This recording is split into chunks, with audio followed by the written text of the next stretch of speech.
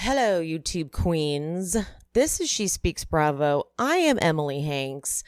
Today is Vanderpump Rules Season 3 reunion, Part 1. Part 2 is going to be over on Ryan Bailey's podcast. We did a little pod swap. You guys, going back to a time when the Vanderpump Rules reunion was filmed at Sir in front of the bar on bar stools. It was glorious. It was just the good old days, I tell you. But before I get into that, make sure you are subscribed. Ring that bell so you never miss a video, because I am recapping Bravo TV and sometimes a little true crime at least 3 times a week. An embarrassing amount of times a week, if I'm honest. And if you are already subscribed, I love you so much. Thank you for your support. I mean it. My name is Emily, and I have been watching Bravo TV as a form of self-care for over a decade. Needless to say, I'm a complete mess. Subscribe and follow along for painfully insightful recaps about Bravo, true crime, and other great TV. Hit that bell. All right, guys, guess what? Ryan Bailey's in the house. In the hizzy in Sir, I'm in the back alley of Sir right now, reporting live. It's very dirty still back here. I've walked by that alleyway so many times, and it's exactly how they left it. It's exactly. No, I've had one of my birthdays there during COVID. A friend picked me up, and we sat in my car. It was like all of the pandemic, it was just kind of sad and eerie. And we sat there and drank like mini bottles of Fireball and reenacted some of the sin. By the way, I'm a grown man. Like, there's no way this should be happening. And this is how I spent my birthday. Also, there is an extreme, if you ever go into the back alley of Sir, there's an extreme amount of just gas tanks, gas, just ready for explosion. Propane. I mean, like, Lisa is ready to burn that place down at a moment's notice. There's way too much propane just sitting out freely. Well, that's why when there was that fire, it was like, that isn't surprising at all. No, there's always random fire. Like, oh, I have nothing to do with it, but I had an open flame. I forgot about that. It's Peter's fault. He had an open flame. I have to tell you, I almost texted you so many times when I started watching this. Just because. Yeah, I texted you yesterday because I was like, what a trip down memory lane. Yeah. What a gift. What a gift. Going back and watch. First, just like the setup of it. Like when you first see how close together they are, they're just like basically on bar stools, practically like knee to knee. There's no set, really. No, it's really filmed in Sir Restaurant, you guys. Like, this is actually like, because the Beverly Hills and all those ones, they're actually on an actual studio set. So they actually go in and do this. And I think that's always fascinating. The Vanderpump ones have changed now in the other seasons, but also just right away, the style of dress hits you too, because Tom Sandoval is in his Express for Men era. He's wearing nobody's fully like the housewives would be aghast at something like this. They're all wearing it's like a mixture of Hot Topic and Express for Men with a little bit of shops you find on Melrose, like the cheap stores that we can afford. But now when you see a reunion with them, they are glammed out. Yeah. Okay, so it starts with the opening, this is what's coming. And I almost text you, this is the true classic Bravo, when Tom's line is, she starts banging this guy on my bed with my condoms. You know what? I was I forgot. But first off, shout out to Tom for wearing condoms. First off, I mean, yeah, right. I'm assuming at that time he probably did not need to do that. I mean, good for him. But I had, you block out things that are painful in your memory banks, you block it out completely. I blocked out the DJ James Kennedy and him working in music together for 4 months, and they moved in together, and then DJ James Kennedy has sex with Kristen also in the bed. So that whole apartment is just a freak show of horrors. You have the couch where Jax hooked up with Kristen during the movie Drive. You have the bedroom where like Tom Sandoval, and the fact that him and Ariana still lived in that apartment for years afterwards. Oh my God, right? That apartment was so dark. And like because you live in LA, I've been to that apartment. Like I know that apartment. Oh yeah, I know exactly where that apartment is. Me too. And I know exactly where that apartment is. I mean, there's like a couple like big things you need to see if you come to Los Angeles. It's like the Manson murder house, and Sandoval's apartment. I would put up there. Yep. And there's a lot. I mean, there's so much history there. And the funny thing is, this is a little. I hate as a grown man saying the word T, but Tom still has that apartment, and he rented they rented it out to Jeremy, Ariana's brother, and then I think he's out of it. But there was a point, and I never did this, but there was a point where I almost texted Sandoval where I was like, do you think how much would it charge for me to live there? Because I was looking for a place, and I was like, you know what? I know the electricity isn't good there and all that, and like, but it was right. It seemed like, okay, maybe I could live there, and then it would be kind of funny, haha. But I imagine it's just haunted as all hell at this point. So much happened there. What was it? They couldn't have the microwave and the air conditioner or something like that. The same. It would be the microwave and this, and they would go out. But then it was like, but you know what? The Ariana and Tom thing always made it cute to me. Like they never seemed frustrated with it, where I would be like, F this, F that. It was kind of like, but I also did find out when I got to interview Tom was that, maybe it was Ariana, because I was like, where did Tom keep all of his costumes? Because this guy has an extensive, not just wardrobe, but also cost. Like the guy has multiple lightsabers and and he rented a storage facility for all of his props and stuff like that. Because I was like, that can't fit in that apartment. Yeah. Well, I mean, the rent was so cheap, he could afford the storage unit. Like priorities, man. I know. He was thinking ahead. You just moved? I did. Well, I did. I've not landed someplace yet, unfortunately, but I'm going, I'm going to be going back and forth to Arizona because I'm dealing with some family stuff. And then, because I just don't know what the next 8 months of my life are going to look like in terms of some family things. So I'm like, okay, but I definitely did move, like all my stuff, except for my desk and a couple of things that have been like all my Tom Girardi paintings and trophies are all in storage, which was so hard to explain to the movers that I had hired. They were like just touching so many weird, like think about a grown man that I packed so many of my, like I'm like Carrot Top. Like I have all of this like Bravo crap all out in my room. Like you wouldn't be able to, like there's a manly style, but at the same time, it's like there's like if you were a girl and you round up in my apartment or my house, you would think, oh, I'm gonna die tonight. Like because there's like and if you go into the bathroom, I had Vicky Gunvalson perfume prominently displayed along with an unopened package of Chloe and Lamar's perfume as well. And I was like, and I know this will be 20 years from now, I'll like regret all this, but I thought it was like super funny. But like nobody ever came to my place. Or like I never had to explain that. But like I always just imagine, because there was like I mean, you've seen that wall painting of Tom and his brothers. It didn't even hang over my bed. My bed had a ledge so I could put it on there. And so that was like above my head every night as I slept.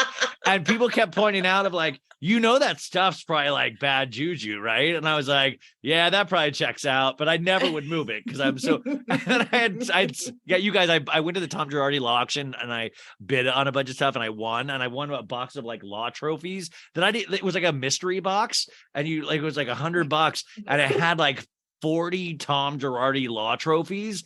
And I was 40, like, oh, that's so many. It was so there was like this one with a little girl holding up a sign that says, I love Girardi Keese, which is probably one of the orphans that he helped out or something like that. And it was so dark. And then like, I'm just a sloppy person by nature. That's no surprise to anyone that knows the show. But like, I would just I spilled coffee on one. I was using it and I was like, but I think that's like also the lesson too, is that like, all that dude, like that dude had a career that everybody was envious of, but he was a cheater and a stealer. And this is what happens. You wind up in some geek's bedroom that spills coffee on your trophy that you thought you were such a big deal for. Yeah. And now I have all your shit, you know? Yeah. Yeah.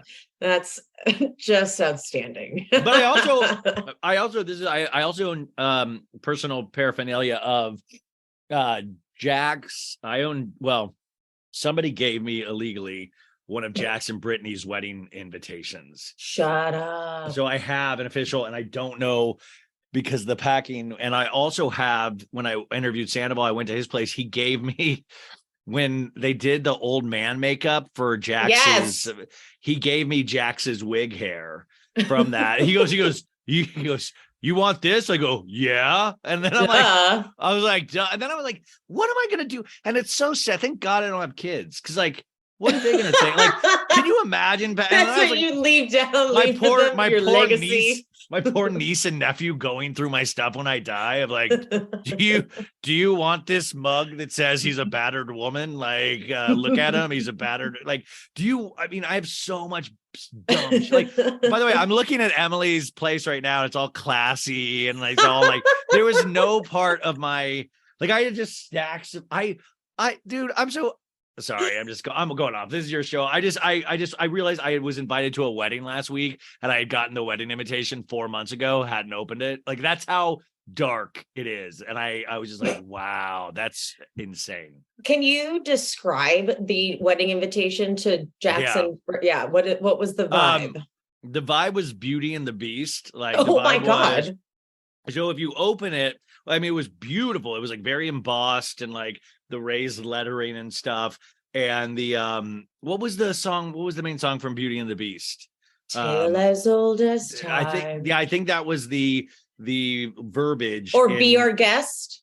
No, it wasn't. Well, maybe it was Be Our Guest, but it was something where, and it had the Kentucky Castle like on the up part of the envelope where that you mail it. When you open that part, it has the Kentucky Castle like picture of it, like beautifully drawn. And it really is. I have the shadow box for it. I've just never put it in the shadow box.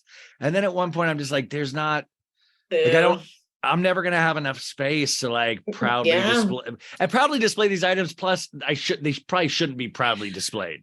Yeah, no, yeah. And I know what you mean. If you had one of those big sprawling homes where there could just be like a silly section. A silly room. Yeah. That's one thing. But when you're already kind of, you have economical space and you're like, I'm going to make room for the Jax and Brittany wedding invitation. It's like, well, I could probably put something else a little bit more necessary. You have to choose your battles and you're like, what is the classiest piece of reality show memorabilia I have? And then you start to become the guy of, they did another Girardi Keys auction. They're like, hey bud, heads up. And I'm like, I'm good. I've got what I needed to get. Like, I'm not going to keep doing this, you know? They were like, we score. Hey, Ryan, you want to come to another one? They're like, you were a big ticket guy right over here. I've started giving them out to people. Like, do you want do you want a Girardi Keys trophy? Like, I don't know what to do with them because they're just like in the weirdest things to have a plethora of. Well, it's the weird, but I will, and I hate to say, but then you go to Tom Sandoval's new house with Ariana, and he has a classy version of, like, by the end of the night, like, I stay there so long because he wants to put on a show. He wants, like, even in these reunions, he's like, I just believe in everybody so much. And I just want everybody, like, and he was like showing me dinosaur bones by the end of the night. Like, he was like, this is from Game of Thrones. And this is from, and then he's like, this is what I wore on this. Like, he really appreciate like that kind of geek quality that I personally have. And I think that's, oh yeah, that makes sense. I think that's like, that totally makes sense. I think that's the unfortunate male quality I have, like, where I make anything, like, I need a collective. Like, if they sold action figures at Sir, I would buy all of them. Like, oh my God, yeah, you would. Why wouldn't they have those? Wait a minute, that's a brilliant idea. Wait, why don't they have the pop figures? Like, they always have those like little pop figures. I'm trying to say like where they I have know what the you big mean. head. Like, you could have Jax one with a little Band-Aid on his nose, and you could have a DJ James Kennedy with a they are spin. really missing an opportunity there. I think so. And also sell your licensing to Target, because they always do pop culture shirts. Like, start doing that. I think they would sell. As if they need any more opportunities for revenue. But yeah, I would absolutely have a cute little Ariana. See, that to me is like respectful. That would be decent. I think you could actually put one of those out. Yeah, but you would have the whole thing. See, me, it would be. I would even have the Peter. I would have. You'd have everything. I would have the line cooks. I would have, like, why don't we have the line cooks? Yeah, you need the whole deal. All right, let's get into the feeding chart. It was very important for me to see how this went. It went because here we get Schwartz was not yet fully a cast member. Yeah, this was very disappointing for me. I forgot back in the day in the second season that he was not full blown yet. And also, shout out to Schwartz for never fully ever having to work at SUR to be on the cast. Right? I mean, yeah, he never. So you get Sandoval, Katie, Stassi, then Andy, Lisa, and then Jax, Scheana, Kristen.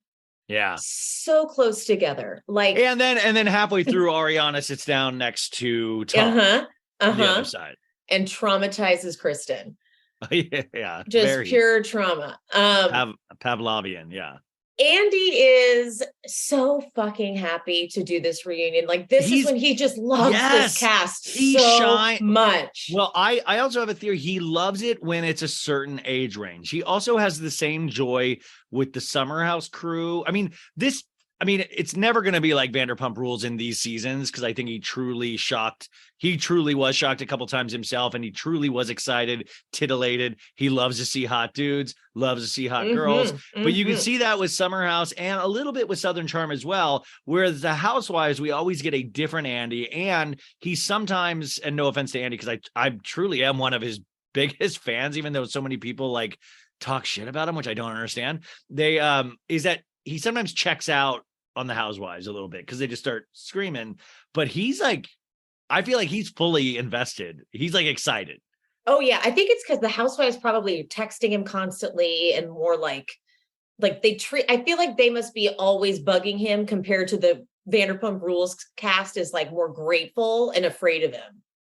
Yeah, like it's such a great, you guys, so great to go back and watch these early seasons, because you see them before stardom, before they had enough money to get a house, when this really was an actual friend group that was, like this is so real in so many ways. And it was before really reality shows are what they are now. Like, I mean, it wasn't the first, obviously, but now we've seen, what Vanderpump Rules is now. And I'm not bagging on what it is now, but it's completely different, because they start casting and they start, we're not supposed to be friends with our bartenders and barbacks for the rest of our lives. It's not natural. So exactly. This we actually get to see. It was just such a right place, right time, lightning in a bottle kind of a show. Lightning in a bottle, baby. Absolutely. Andy does the welcome to SUR restaurant in West Hollywood. I'm here with the woman in charge, Lisa Vanderpump.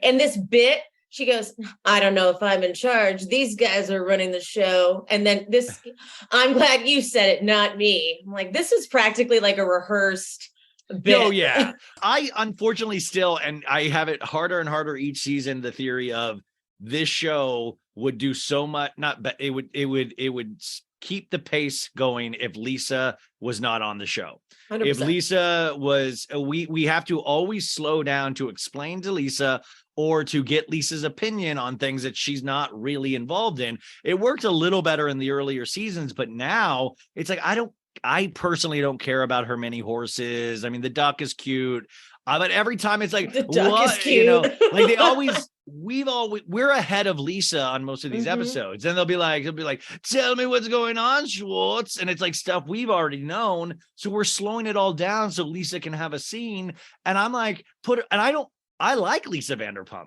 Yep. I just don't want to slow the action down. And in what world are they telling Lisa Vanderpump like she really gives a shit what happened on their vacation to Mexico? It only happened for this show.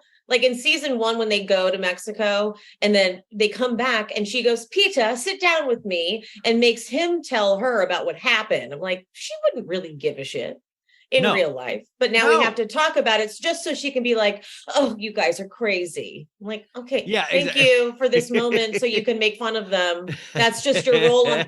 Her role is always just to be like, you guys are so poor and stupid. You guys are so naughty. Like it's always, it's a stare. But that was when I used to appreciate it. It's now it gets me frustrated. And I always have this even like Ken. Now it's so old. Oh my God. Ken stays in the car. Ken stays won't in even, the car. like, she'll like get dropped off at a party and she's like, they're like, where's Ken? He's like, he's waiting in the car. I just stopped for 5 minutes to slow down this scene and have you explain what you or the audience just watched. And then she'll be like, okay, night. And I'm like, well, I get that it's step away, girl. It's already your show by default. We will always, it's Vanderpump Rules regardless if you're there or not. Agreed. It's the bit is so tired, especially since she still tries to be like, you idiots that have no money. It's like, that worked when they were still literally bussers and bartenders and servers, but they don't do that anymore. And they're owners of a bar now. I always just want to know the conversations, especially with Vanderpump Rules, the conversations they have when they were like, you know what? I bet we can keep acting like these people actually work here because the audiences are idiots. Like, I do sometimes think that productions don't realize the audiences are sophisticated as they are now. Like, if you go down a Reddit rabbit hole or even listen to any of these podcasts, I sometimes question, like, are we thinking about this more than they are? Like, or potentially we're thinking about it more than production at times, because they kept this BS thing of like, Ariana just was like bored, so let me take on a couple of days at Sir. It's like, you don't need to do that though. Like, I would rather, I mean, I still find their actual reality fascinating. I find the story behind the story, like the social media aspect of this, I find now more fascinating than the show sometimes. Agreed. Okay, they do the little round table greeting. I forgot that this was the season of Katie's orange hair. So the first question is, wow, your hair isn't orange anymore. And she's like, no, didn't work for me. Katie I like immediately I like to experiment. Katie, like, I have no sense of humor about it. This is not funny. Not funny at all. Scheana shows off her ring. She's like, I won, everybody. That's right. Me and my happy marriage. Me and my very happy marriage. I win. That's why it's so great to see, like, because you then replay every relationship Scheana's been in since, and then you realize, like, wow, like, by the way, it's like, and we then think about our own lives while we watch like, you're like, back then when I watched this is what I was doing. Now I'm with somebody new, and now I'm like, it is wild because she really did think she won. She really did think that her and Shay were going to be together forever, potentially. Oh, and that crashed and burned. Andy goes, hey, Jax, how's the face? He's like, this is the thing about Jax. He's annoyingly good reality TV. Yeah. Even my dad, good. I made my dad watch a couple episodes, and he was just like, and there were this season. It was the last episode where I think it was on the beach, where he was like, oh my God, just tell me what you did, man. And he's like, yeah, we did it twice, once with the condom. And my dad was like, damn. But my dad pointed out, as a total novice, is that you need people like Jax that are sociopaths. Like, and we actually completely diagnosed him in the second part of this reunion, which is like, that. And I agree with Kristen's bipolar disorder or borderline personality disorder. I know, right? I agree with that as well. But you need those people that do these things that none of us would normally do. I mean, we've done bad things in our lives. We all do, but to the extent and at the age that they're still doing them at this point, Jax is a legend. I know. Andy to Sandoval, he goes, I noticed you and Kristen aren't sitting together. Are you guys not together? You guys placed us in our seats, by the way. Exactly. Andy full of, that's interesting that you guys chose to sit at the, like, hi, seating chart was done. So LVP gives us an employment update, and they are all still employed, obviously. Except little Miss Stassi over here. because LVP Stassi, I have an issue with because she just suddenly disappeared. She suddenly disappeared. She just suddenly. Oh, so LVP was so pissed that Stassi had the nerve after all she did for her. Because, well, I mean, listen, she bought her sex tape for her. She did do actual Wasn't it for things like for $900? Yeah, they. $900. No, I thought it was like 500. I mean, no offense, it could go on the open market for much more now, but like that created Kim Kardashian, her sex tape. Stassi barely got it. I mean, it's wild that you forget that actually was in the first season too, and then that happened. I do agree that Lisa did do a lot for Stassi, and Stassi, if you look at her history, you guys, she's wanted to be on reality TV at that point so much. She was on The Amazing Race you're at good that point. Great point. She was on, what was that show with all the girls, the hidden the bees, or remember the reality show with Stassi? It was like a one season. Oh, where they're all spoiled, right? Yeah, Stassi Schroeder reality show. It was Queen Bees, I think. Something like that, where they're Queen Bees, yeah. Queen Bees from 2008, Queen Bees. And it was 7 high maintenance girls arrive in Los Angeles convinced that they are set to compete for a reality TV show to pick the biggest diva. Instead, they learn that their fed up friends and families have shipped them off for a personality makeover from Dr. Michelle Callahan and Joanna House. The mean girl who was able to turn it around the most wins $25,000. We should actually recap this for your and my Patreon. Oh my God, yes. We should. Queen Bee. I mean, if we can get our hands on this, that seems amazing. I wonder if it's like streaming on YouTube, like someone has some bootleg. Yeah, I bet it's got to be somewhere. Yeah. Yeah, that's a great point, because when Stassi does come back and try to do the whole return, she's like, I mean, she gave me a job at SUR. It's like, bitch, she gave you a job on a reality show and a platform, which is, like you said, what you've been wanting. Good point. Good fucking point.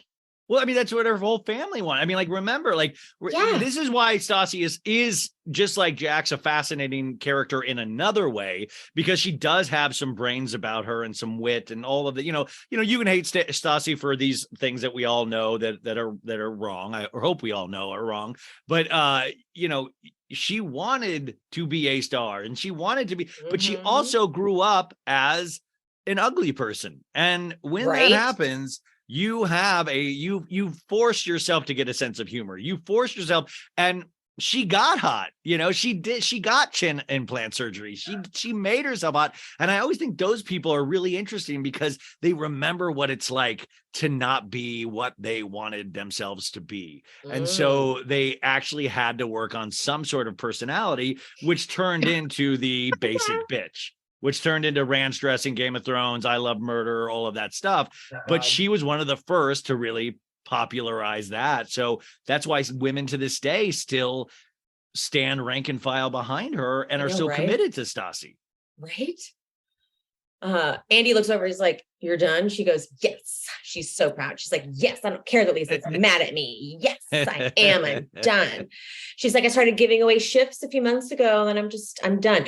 Having worked in a restaurant, I know, like, having managed a restaurant, I know how annoying it is when that person's just not coming in. You're like, are you quitting? What are you doing? She's like, I don't know, not sure. And then just shows up with her uniform one day, like, here you go. No explanation. Oh. I mean, yeah. I mean, so restaurants are like, by the way, that just made me think, wouldn't it have been amazing to have James Corden go to SUR one time and see what that, if he had been, that would have been a great scene between Jax and James or something. But no, yeah. Showdown. But also Stassi, this is true to her personality. She is the person that doesn't think she needs this job. That thinks that Stassi is a ballsy woman that thinks the world is hers. And to this point, it has been. And that's why it's so crushing in season 1 when she does find out Jax did cheat on her and stuff like this. And when this because those things aren't supposed to happen to somebody so powerful. Exactly. Also, that was when my friend Pia says it all the time. Oh, I She's love like, Pia. she goes, Jax season 1 was how I learned that sociopaths really do walk among us. She goes, because I was like, Yeah. poor Yep. little Jax, he really didn't cheat on you, Stassi. She give him wow, all of you, he would never. And then he did. She's like, whoa, I believed him. I don't know if you guys get into like The Vow and Keith Raniere and Nixium and stuff like that. Yeah. So I have those like Sarah and Nippy from The Vow are on my show in a couple weeks, or I don't know when this will be out. Shut up. But we were talking about like, ethics and how a normal person like me or you will get our feelings hurt, or we'll think bad about ourselves if we let somebody down, or we live by a certain moral code.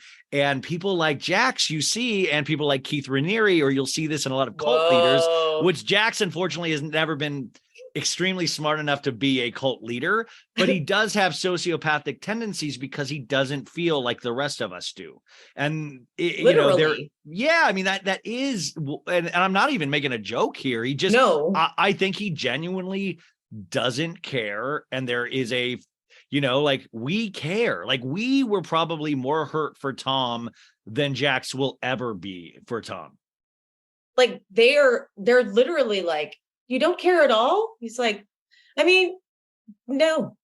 Yeah. Like, over and over. And also, and then finally at the very, we're skipping ahead, but I like finally at the very end, he's like, fine. Yeah. I'm like, so sorry. And I'm so like, because he'll also, that's when he's like, fine, I'll just say what you want to hear. Like, I don't know. I hope in 1 year, 5 years, 10 years, we can shake hands one day. I mean, it is funny. And it also reminds you of your youth too, of being in your 20s. What are they? Their 20s or 30s? Yeah. Like, well, Jax is a little older. Yeah. But being your everything is so dramatic and everything is so big. And I always use this example of falling in love for the first time, because your heart doesn't know what it's going through. It's like never felt like this. So, and then when your heart breaks, you've never felt that way. So you feel like you're dying. And it's those times when these things are happening to you for the first time in your life. So like Sandoval's really like, you fucked my fucking girlfriend. I was in bed. Like you can't imagine as a kid that scenario. Like I used to imagine listening to love songs going, yeah, one day I'll be in love.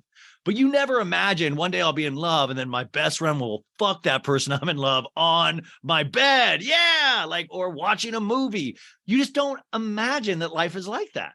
No, I still think that it's not super normal, but this cast was one of the best casts at living through something so absurd and just keeping it moving.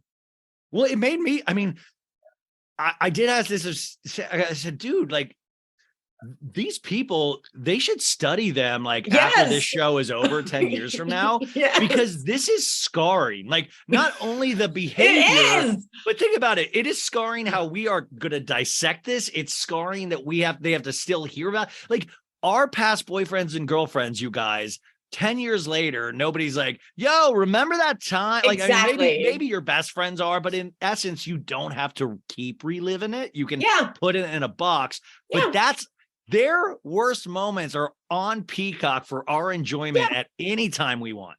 Anytime. And we can meme it. And we keep I had to stop myself from putting every scene on a story. Me too. I was like, oh my God, that's so funny. Oh my God, that's so funny. What do you think? You're ever sociopathic? And no, you know what? Your posts are always like kind of really good and smart. But sometimes I think this, not sociopathic for me, but like sometimes I'll think of the joke that is off kilter or potentially hurtful. And I was talking about this with Blocked by Jax, and she was like, oh, I never feel bad. And I was like, I feel bad all the time. Like, I feel bad all the time when I make fun of somebody on an Instagram post, but the joke is so right there. And there's almost an OCD quality about where like, I need to get it out. You make bigger connections with things. And that's why I always like your posts, because you're saying this and this, but it leads to this. And so there's a psychological element to what you do. And I do that too, but I would rather go for the joke. It's weird. I appreciate that. I wish I could go for the joke more. I'm just so fucking long-winded. Dude, I've just talked your ear off for like 25 minutes. You're like, I'm the king of long-winded. Like I'm sure you are regretting this right now as we speak. You said it, not me, buddy. Whoa, so you do. No, my posts, I just wish on my posts I could be shorter winded because it takes so fucking long for me to make them half the time. Like when I can come up with the quick one, I'm like, I did it. Oh my God, I fucking did it. Yeah. I was short winded, but my posts take so long. Oh, last night, like I got a photo of Pete Davidson and Emerada. All of a sudden I get an alert on my phone. I was in the bathroom and like within a minute I had to post out. So it's not even a good joke. You're just trying to get that thought out and you're like, what is the thought? And then also the fun thing about what we do, you guys, is that you're trying to think of the thought that not other like 30 other people are going to have, because like I used on yesterday's show, like I was like, I saw 30 Lisa Barlow up for a Grammy posts. Like at a certain point, we're just copying each other. Like I said, we need to split it up at some point and go, you take Thursday, you take Wednesday, anything that happens, it goes down. But we're all just copying each other's jokes. So the challenge then for any of this is how can we look at it a little differently? How can we go from point A and take it all the way to like point like F instead of point B? Like try to look at it a little left from center. And that's where the joy in it is for me now, of trying to think of the joke that is not the easiest. Exactly. You'll rarely see me post the thing that's already been done before, because I'm like, well, I'm not offering anything new to the conversation. So I'm not. It's just you're offering a different, your artistic skills in terms of like your font, your fonts, your font and color choices, the boxes on top, and like it is one of those things you think about. But isn't it cool? Sorry, you guys, but isn't it cool that we get to do this? And like this is like, I always thought like my artistic style was going to be put into acting and all that, but now I get to totally agree. These deeper thoughts about shit I just used to love to watch. Like this was just a joy to watch. Okay. Yeah, like when I get to make my reaction clips, like when I put like the memes and the GIFs and the video clips in between, like the editing on stuff, I'm like, this is art. Yeah, well, dude, and there's so many times it's like 3:30 in the morning, your garage band has crashed 3 times, and you're like, oh, but it's gonna be worth it. Yeah, I completely agree. This is art, people. Yeah, appreciate it. God damn it. Andy goes, hey, is there like a different vibe, around here now that all the cheating truths have come to the surface? And LVP is like, well, it all boils down to one person. And Jax goes, I love the vibe around here, to be honest. And Andy's like, could you sleep with everybody here, bro? He's like, yeah, basically. Yeah. Totally. He's like, I mean, what a perfect job for Jax, being on a reality show where he can totally screw up and not care about the audience attacking him because he's a sociopath. He's like, well, this is the beginning of the Jax, and Lisa Rinna most recently said it in Beverly Hills reunion of, I'm a work in progress. I'm a work in progress. This is the beginning of, you could do a super cut of all the times Jax has said, listen, I'm working on myself. I'm trying to get better every day. Like, so this is like where we start that kind of like journey with Jax every season going, I guess I still have to keep working on myself. Like he's never fully worked on himself, which is truly amazing, because that's like you see it again and again and again. And I notice it now with Lisa Rinna's behavior is because it's the same every season and it gets worse. And then she says, you got to work on yourself. But I would be dollars to donuts bet you that she doesn't see a therapist. No. I think Jax has lied about seeing a therapist. Like she says in this, like during the second episode, oh yeah, I go see a therapist. I'm like, no, you don't. Show me the receipts. Show me the receipts. You know what was so good was the Zoom reunion that VPR did when Ariana was like, oh God, can we please not do the whole Jax is working on himself bit and ruin the last 15 minutes? Well, because there are people like me, and there are people like you out there, and there are people like sponsored by BetterHelp that like we do work on ourselves, that we do take SSRIs, that we do, like, I know for a fact Ariana goes to a therapist, takes SSRIs. Yes. I do the same. So that's why it's offensive, because like when you run your mouth like that, it sets us all back, because we have to work. I have to work hard every day to even get to a place where I can talk. And like, that's a little not, I'm good, but like I have to work at it. I have to work. I mean, I related. But Jax doesn't put the work in. He would rather put the work in online and like making up these stories and causing chaos. And that's why I still wish cameras were kind of on him, because like I say it all the chaos time. doesn't just go away. Because now he's religious. Now he's very proud of the fact that he goes to church, and I would love to see that. He's trying. He'll probably hit you up. He's trying to get on my podcast. He's been trying. So I got a very the text message you never want to get on a Saturday night, and it was from a mutual friend of Jax and mine that I actually respect and like, and she was like, "Jax just unblocked you. Jax just unblocked you. Will you go live with us? Will you go live with us? Will you?" And I was like, I'm kind of dealing with some family stuff. I don't really think that's healthy for me. And I was like, because I didn't know what are you going to say? Because you already know what because Jax is going to say of like, oh no, like it's all like, I was playing the villain. He always does that. I don't have a problem with Tom. Like, no. So he makes excuses. So it would not be really, I think, a great interview at all. Like it would be fun. It would be fun for a second, but mainly you would just let somebody lie to your face for a long time. Religion, as much as I respect religion, and I have a very religious sister and I was raised Catholic, but like religion is a place where, at its best, makes you learn about forgiveness and learn about, like we're all filled with sin, and please forgive and learn to forgive. But Jack, sometimes I felt, used it as a look at me, I'm at church, good guy here. A bad guy wouldn't go to church, right? And he had all this back in the day on his Twitters. He would put purple cross emojis. Like, I've been studying this man for years, but I would always love. And then the next tweet would be like telling some 16-year-old they're ugly. And so you're like, how do you go? Well, he would remember when he would get into fights with like 16-year-olds on there? I actually don't. Honey, look at you. You're not good looking at all. Like, yes, it was like one of the, like, I don't know that era. Oh my God, really? To be honest, I did not really know the Twitter Jack era. Oh, it was so good.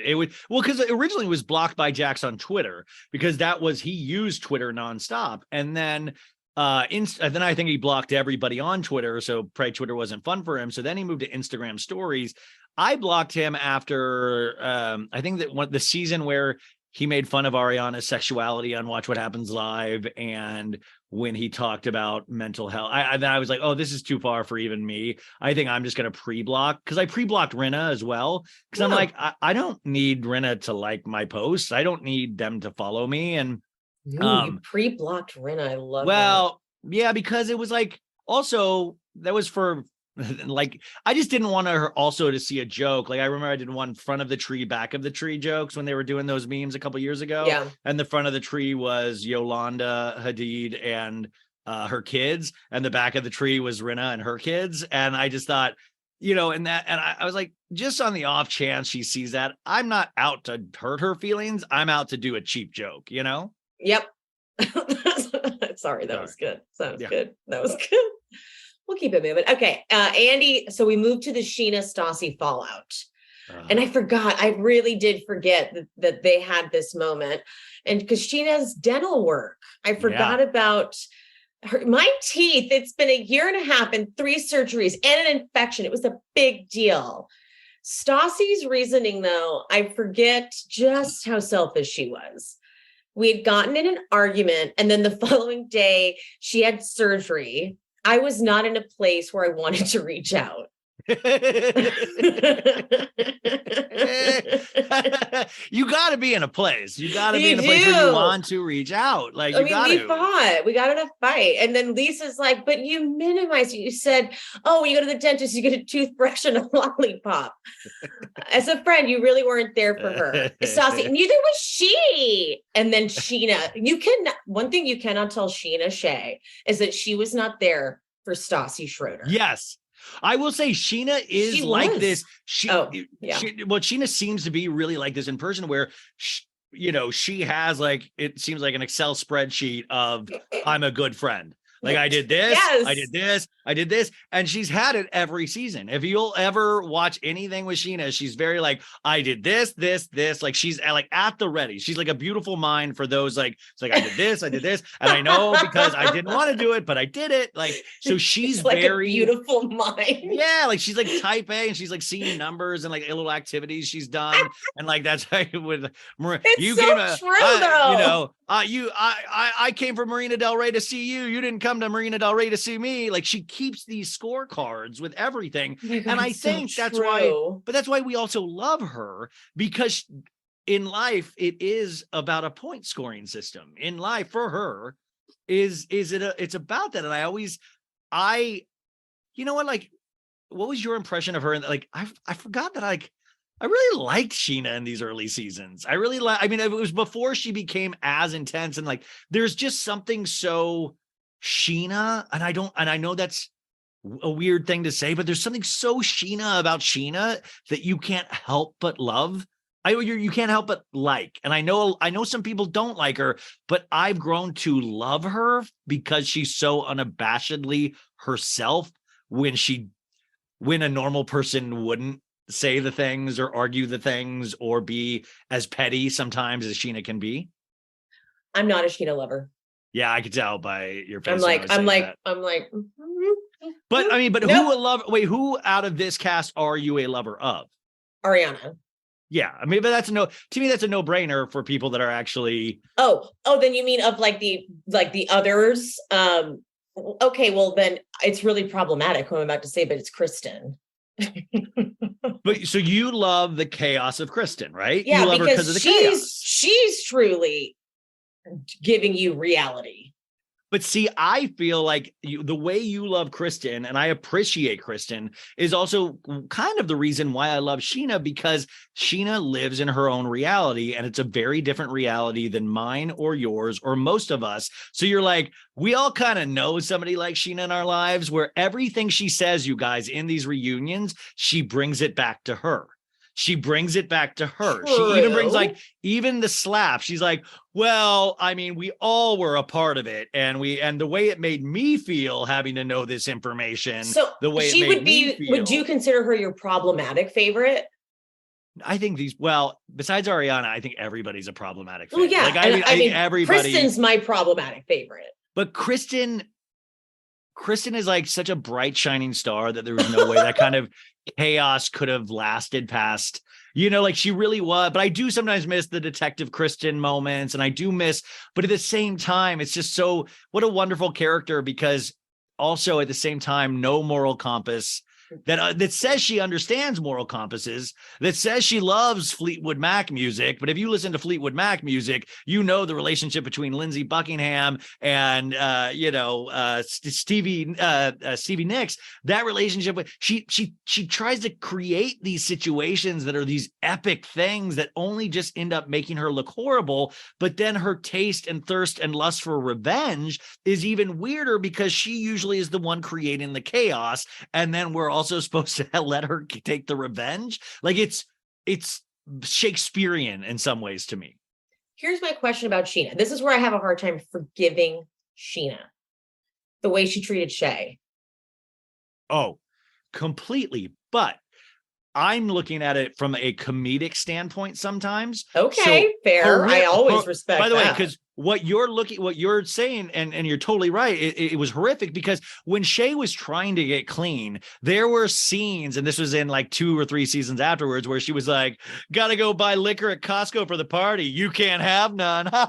Like, it was wild, because here was a man that was like saying like, I mean, it was sad. We were having to watch Sandoval come over and teach him how to make eggs for himself to be healthy, take him to work out. And Scheana's like, it's not fun if we can't drink at dinner. Mm-hmm. And you saw that side, but that's, to me, so problematic that I would be like, I can't believe I'm seeing this. Like, I can't believe, because you see the disintegration of that relationship. And then you also see Scheana go, why did you leave me? Why are you in the studio nonstop? Because I think, Shay was waking up to the fact that probably wasn't the girl for him, because how she was treating him. You know what happens that's fun with podcasters? Podcasters' interpretations of reality TV characters can sometimes make you like them more. And so your version of Scheana is better to me than Scheana. But isn't it? So what you just did, I was like, oh, well, that's funny. But see, like when you what's said great. It like that, I was like, well, that's funny. Well, that's why we talked about, like, there's no real competition in reality show podcasting. Like, there's no, I mean, people will like be like, oh, don't you want to be this or don't you want to be that? I'm like, I'm kind of, for the first time in my life, happy being me. And if anybody wants to come join on the journey, just like you, if anybody wants to join on the journey, everybody's going to come at it from a different perspective. And what I like is, like, even the podcasters then that copy or don't, those usually fall by the wayside. Like, they usually go because they're not having a personal take on things. Like, I love that you don't particularly like Scheana, because then we can actually have a conversation about something rather than just a recap. Yeah, because the way you just did the reenactment of Scheana, I was like, well, now you see, that was funny. But here's the question. Would you have dated Jax back in the day, or even let him hook up with you on a one-night stand? Okay, Ryan. Okay, here's the problem, and something that you need to know. I have horrendous taste in general and toxic tendencies. So I absolutely would have fucked Jax and been a mess. I was almost scared after I said that, because I thought you were like, what you have to know is that I'm a lesbian. And I was like, okay, I was like, I should have known that. I'm so sorry. I didn't know that. No. See, this is what pisses me off. And we're dealing with this in Winter House now with the Corey guy, is that women like complain about men so much, yet every woman I talk to go, yeah, I would have hooked up with Jax. I'm like, what? Like, it just then makes us think that listen, if I was working at a restaurant, if I was working at Sir Restaurant as a server, I mean, that's a dark experience, working at a place like that. I would have absolutely gotten drunk one night when we all went out clubbing, and Jax think about how dark it is now, because we're past the glory days of and now Tom. But if you go to Sir, you see poor Peter is always, Peter's going to die with that place. There. And like, I really respect his, but he actually has to count out money at the end of the night. Like, he's doing a real job. Mm-hmm. And that's the thing I get sad. I think about the people that like, I'm going to go work at Sir and be on TV. And they're like, no, you're not. We're opening Schwartz and Sandy's, baby. Like, Yeah. No, I back in the day, I absolutely had toxic taste. Now, no, obviously, but no, back in my 20s, why no obviously, like, you just magically grew up and you fixed your toxic taste. I feel like we remain with horrible taste a lot of our lives, or at least by reality show standards. I wouldn't have. I didn't know I had toxic tendencies back then. Wait, so you're making the argument that potentially Dodie doesn't know she's toxic, right? Oh, yeah. No, that's what makes Dodie so great. She thinks she's a hero. On her shit. She thinks she is. The amount of times she's really convinced she's right. I mean, it takes real balls to do the stuff she's done, and then to also be like, but don't hold Ariana's hand. That's disgusting. Yes. And I'm like, it really is cute. Yes. It's funny. Yes. So no, she thinks she's right. I was doling out advice in my 20s. I was like, let me tell you something, okay? And I had no business. Oh, I don't think anybody's ever come to me for advice. Like, actually, you know what? Now people come to me sometimes for podcasting advice, and I'm like, wow, nobody's ever asked me things other than like, nobody ever asked me like, what? Hey, how do you get a girlfriend, or how do you get a this? But people will now ask me sometimes about podcasting, and it's so weird if you're not used to doling out any kind of advice, because then you're like, then you keep that chat. Hey, the next day, was that good advice, you guys? Like, hey, then you're like, did I do good with that advice? Like, I was never the person to dole out advice. No, I think it was just more like when you're drunk hanging out with your friends at a bar and they're going through some guy trouble and you're like, you need to do this. I had no business telling anybody. So now I go out of my way to say, especially when I'm recapping, especially about Winter House, that I'll be like, and then I know this about this person and blah, blah, blah. And then I'll be like, but let's always remember, I know nothing about anything. I am no expert. But see, I feel like this, like I know those bar days you're talking about, and I even had those in like but dive bars with a good jukebox, and you would get, going with your buddies and talking and getting into these deep conversations. But now, I mean, like I think I've passed that age where I want to do that anymore. Now those conversations just happen on podcasts. Exactly. Like I have those, but and I don't even drink on podcasts anymore. So this is the AA for those days, I guess. Scheana, I mean, we all know this. As soon as Stassi made up with Katie and Kristen, it obviously changed things. And Andy goes to Stassi, it seems like Scheana, it seems like your friendship is more important than Stassi's friendship. And she goes, oh, that makes me feel bad. And Andy just goes, sorry. Yeah. I mean, Stassi truly is a brat. I mean, nobody, and that's why, like, I mean, I don't know what she's like now, and I don't listen to her podcast or anything like that, but like, I don't, she's a brat. She's just a brat. And it's that thing. If I had a daughter, I would never want her to watch Stassi because she makes it look so cool and attractive to be a brat sometimes. Right? And that's why it is funny to see when she does get pushback, because she always knows she's going to be able to out-talk somebody. She always knows that she's going to be funnier than your average person. Like, you do have to give her flowers in certain ways. That's a good point. She does know how to like her way around a sentence or see a joke, or even like, I'm going to take your phone and act like I'm you to see if Jax is cheating on me. Like, her mind is working in ways that like her mind, it's real deep thinking. It's amazing.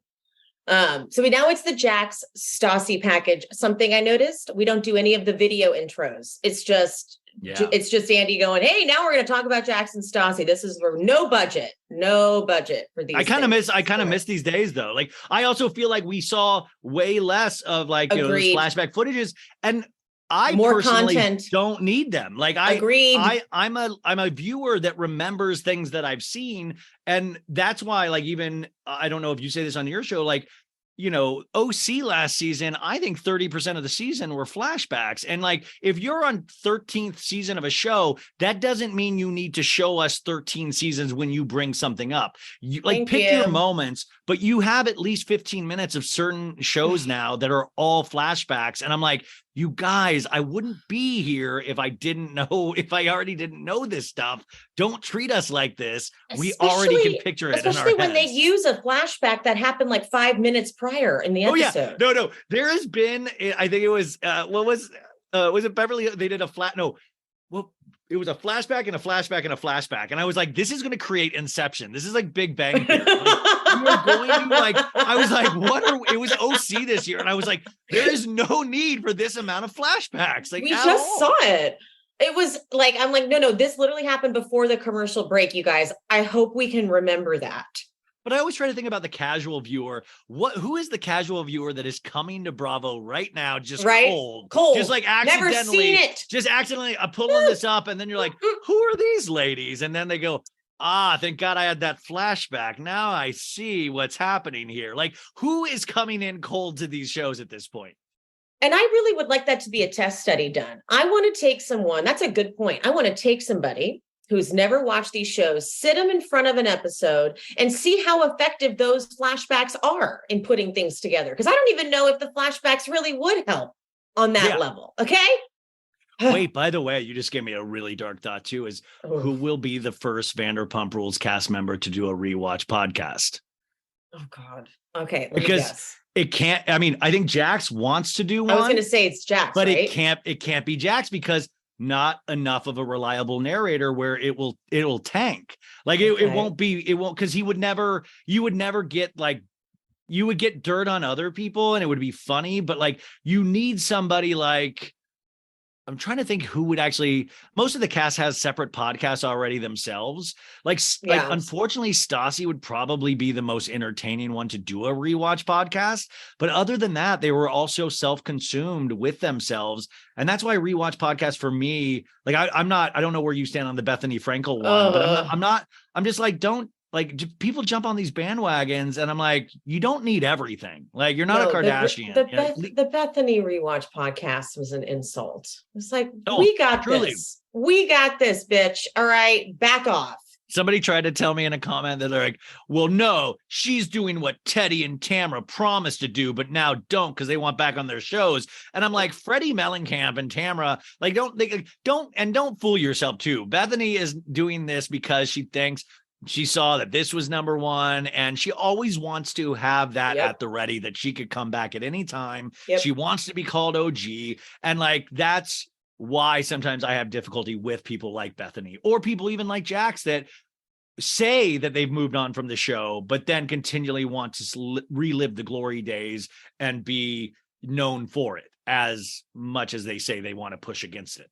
I'm also insulted that she's inviting like celebrities who haven't even really been fans of the show. I'm like, thank you very much. Leave it to the professionals. Okay. And that's just her way. Because this is also my theory too, you guys. This is like, and sorry, we're hopping all over the place, but Erika Jayne, this is why, like, Erika Jayne and Lisa Rinna is that, like, most other celebrities don't watch Beverly Hills. A couple do, and that's awesome, but they don't. So they just see Lisa Rinna and Erika Jayne's name in the press. So they kind of like, oh, I guess they are kind of well known. So they don't realize the horrible, awful people they are. Yeah. And that's why, like, these people, when they show up, like, you know, you could, I would rather a fan of these shows talk about these shows so they can have personal opinions, because I believe part of being a Bravo fan is having hatred for people, is having love for people, and then switching that season to season, depending on their character arcs. Thank you. Yeah. I'm like, okay. I mean, and that is my TED Talk. Thank you. Yeah, no, I was insulted. It's just, look, she's looking worse and worse these days, Bethany. It's just getting more and more embarrassing. All right, in the Jax Stassi package, I forget that the whole bit was Andy being like, would you ever get back together with Stassi? And Jax being like, no, but Lisa's thing is like, liar, you love Stassi. You secretly love Stassi. I forgot that was the vibe. And Sandoval was like, you looked pathetic, groveling and all. And all of these things were coming back, because I didn't like go back and watch the season just because I didn't have time. But I forgot that was the vibe. He was like he was the tattoo. He tattooed her signature. He was the original Pete Davidson, by the way. He was the original OG Pete Davidson, because and by the way, that's for people that are, not to say that Pete is a sociopath, but I do think sociopaths will then do those big grand gestures of like, look, if I didn't love you, why would I mark your name on my body? This is a God-given body and your name's on it now. Like, and it's the funny thing is also, tactic. But you can also see where Stassi's like, it looks cool. You know, like you can tell she's secretly happy about it. It's a manipulation tool, 100%. 100%. I forgot the dinner that they go on where Jax ends up in the car sobbing, crying. Yeah. Why are you doing this to me? Because they only have the silhouette of them, like because they don't have, and they have the audio because he's still mic'd. I love a good mic from far away moment. Like, I think those are cinematic to me. It really, like, that's how you would shoot it as a movie, is that it's much more powerful to hear the audio and see them, because it takes you back to you being in a car when you're in high school, like, no, don't break up with me. Not that I've ever done that, you guys. Never, never. But I thought it was great. I was like, yes. It's iconic. It's very it's like, that is iconic VPR. Yeah. So that made Jax throw in the towel. And LVP, the more she pushed him away, the more he wanted her. And Jax goes, no one's ever said no to me before. And Andy loves this. No one's ever said no to Jax. He fucking hits on Jax all the time. I'm convinced. I will go out on a limb and I will bet $100 and I'll donate it to a charity. I definitely think Andy has seen Jax's dick. Not that he's done anything with 100%. It, but like, I definitely think Jax has shown at Andy, at least not even in a sexual way, but just like, hey, Andy, you want to see this? I know in my bones it's happened. Believe it in every which way. Yeah. Andy goes, God, that trip to Arrowhead was super awky. And they flash back to him begging for a kiss. And this is very Jax. He goes, I'm not going to beg. I've never begged for anything in my life. But then he keeps begging, and then they kiss, and they're like, that's when it was over. But Stassi lets us know about one of the best people she's ever met that she's dating now, Patrick, who truly, when we finally met Patrick, after all those years of her talking about this guy, what a slimy douchebag. Yeah. He works for Sirius XM and he's just the best guy. He's just and then when we do meet, like, by the way, Patrick looks like a Cro-Magnon dude when you see him. And then he's like one of those like Corey guys from Winter House where it's all about the rules. And then when we do see him and Lisa interact on that last episode, many seasons later, he's like, I sure like to watch you walk away, Lisa. Like, and I'm like, I've never said anything about a girl's body to their face that wasn't like, you're pretty or something. Like, have you ever, like, I've never like, hey, I want to see that ass as you walk away. You know, there's cameras there, dude. Like, who are you portraying right now? But it is hysterical. That's why it's always fun to go back and watch reruns, you guys, or like old episodes, because you do know Patrick now. And that's why it makes it so much funnier. She's so proud. She's like the best guy ever. Yeah. And Andy she leaves to New York for him. Yeah. Andy just asking the messiest question. Have your parents met him? Do they like him? Do they like him better than Jax? I love when he gets messy like that. He just doesn't even care. But then LVP, we're not letting a Stassi package go by without just giving. She goes, you owed me something. You owed me a phone call. You should have come to me. The way you acted those few weeks, you went MIA, not cool. And Stassi starts to talk and she goes, you can make excuses. But you know I'm right. You know I'm right, Stassi. She was so serious. And then Stassi's all sassy and cocky. I know, I ignored everyone. And then LVP, yeah, well, how's that working for you? Stassi, do you want me to be honest? So cocky. After everything that happened with everyone, and then she just, it's over. I'm heartbroken.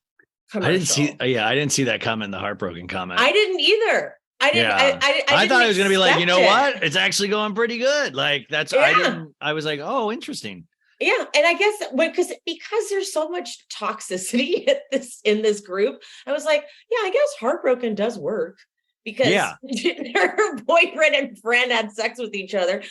Okay. Yeah. Well, I will say, like, if I am curious, and I know you guys that probably listen to Stassi know the answer to this, but I always wondered, like, for somebody that dream was to be on reality show and stuff like that, she did leave. Like, she did leave this behind. And then, we see her beg to come back. Yeah. And then we see all that. But like, wow, for her to really, truly turn down TV work, like it must have really affected her in some way. I want to know what the rationale was. Did she think she was going to get a spinoff? Did she think what was the reason? Because was there going to be like a Stassi Takes New York? Was there like because great question. I don't understand why. I mean, either it was really psychologically damaging, or she thought brighter pastures were ahead.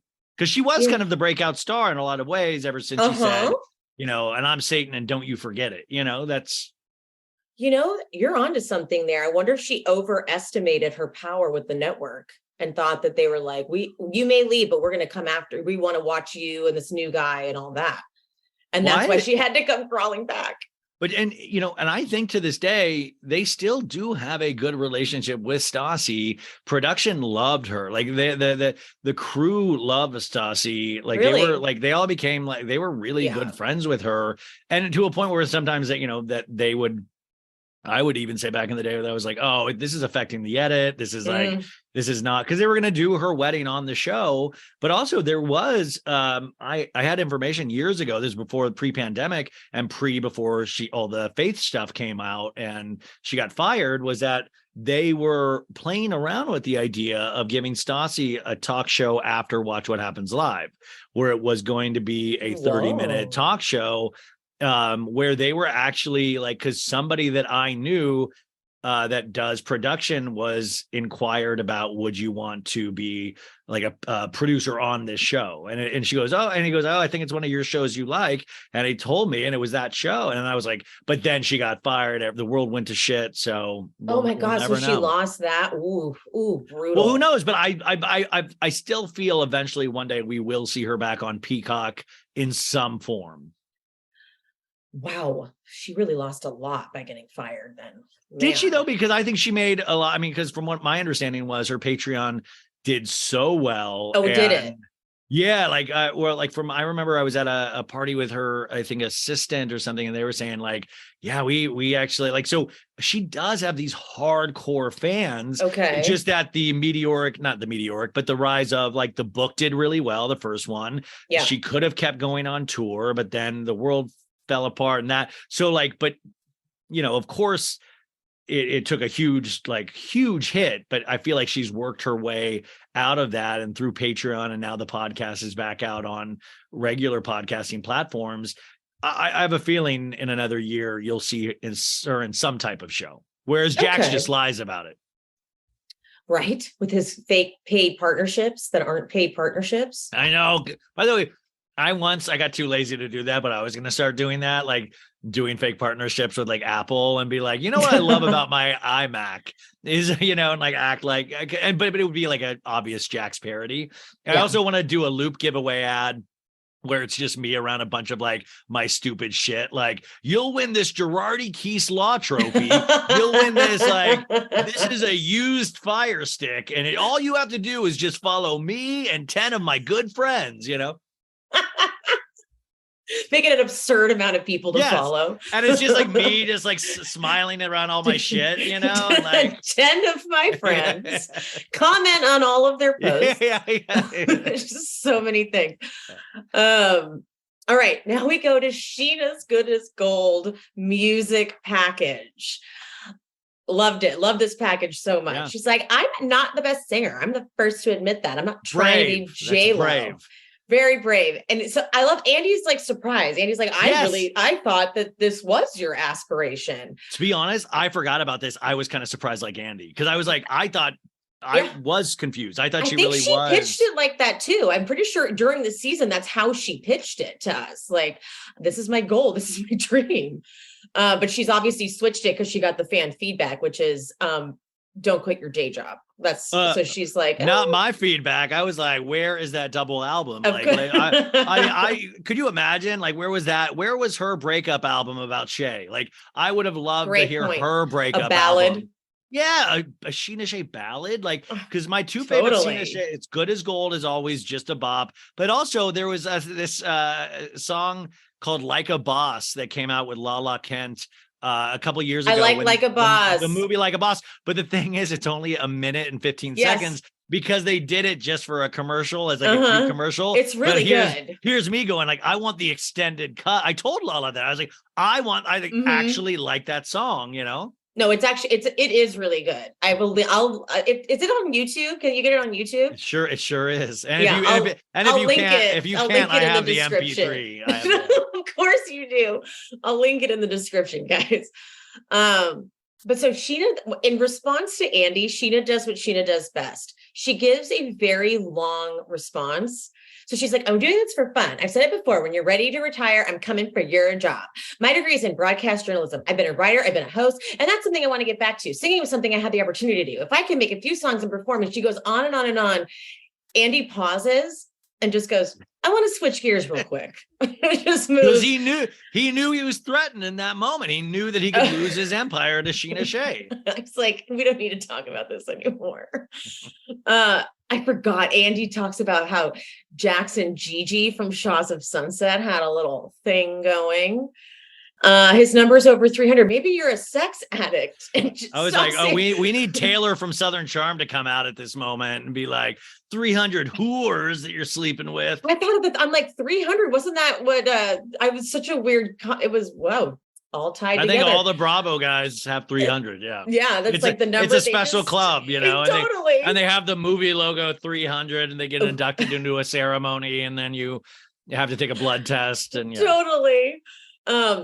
But Stassi's like, I was the first one to tell you that. And Jax goes, I thought she was making it up. I think it's a real thing. As if he's discovered a sex addiction. I think, you guys, did you, this is such a Jax line. Yeah. It's so Jax on every level. He's such an idiot. He's like, now that I'm thinking about it, maybe I do like to have sex. I don't, it's like he uses this in his arsenal because then he can like use it as an excuse down the line of like, I can't help myself. I'm a sex addict. Like, you don't understand what it's like to be me. I think it is a real thing. Also, I would tend to, this might be a controversial take, but like, I think we would all be sex addicts if we were like good looking. Like if we were like extremely good looking. I'm sure Jax has been like, it's not been hard for Jax to ever get sex. And I mean like, that's what Andy even says. He's like, if I'm a girl from Missouri walking in, what are the odds of me getting laid? Oh, they're all like, yeah. But in today's day and age, that shit wouldn't fly. Like I bet there is a very strict rule at SUR now because you can get sued for that kind of shit now. Like, I mean, like I think that was back in the day, but I was by the way, this is what I made the note to like do on your show.